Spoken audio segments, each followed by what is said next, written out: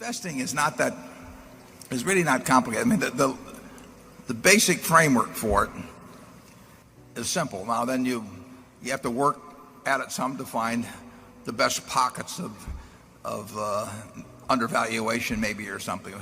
But you didn't have to have a high IQ. You didn't have to have lots of investment smarts to buy junk bonds in 2002, or even to do some of the stuff that was available when LTCM got in trouble. You really just had to have sort of the courage of your convictions. You had to have the willingness to do something when everybody else was petrified.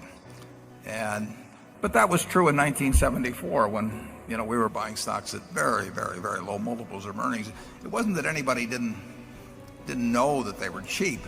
They were just paralyzed for one reason or another. And that the lesson of following logic rather than emotion, is something that's obvious, and some people have great trouble with it and others have less trouble. 3 years ago, you could find a number of securities in Korea, population 50 million, advanced society, strong balance sheets, strong industry positions at 3 or so times earnings. Plenty of smart people in Korea in the investment business. Plenty of smart people here scouring. The information was all available. You can go to the internet and get information about Korean companies that's just as good as you get up from the SEC.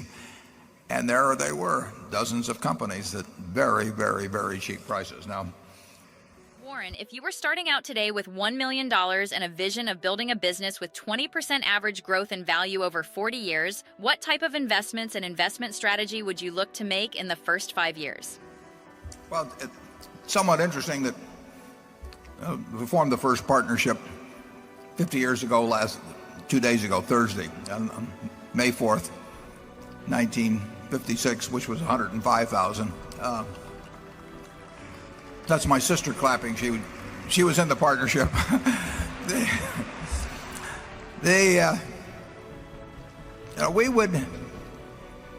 Charlie and I were starting all over again, and we were in this. Charlie would say we shouldn't be doing this, but if we were to succumb to Satan and engage in same kind of activity, we would, I think, be doing something very similarly. If we were investing in securities, we would look around the world and we would look at a Korea, and Charlie says you can't find 20 of them, but you don't have to find 20 of them. You only have to find one, really. You do not have to have tons of good ideas in this business. You just have a good idea that's worth a ton occasionally. And in securities, we would be doing the same thing, which would probably mean smaller stocks. It would mean smaller stocks because we would find things that could have an impact on a small portfolio that will have no impact on a portfolio the size of Berkshire.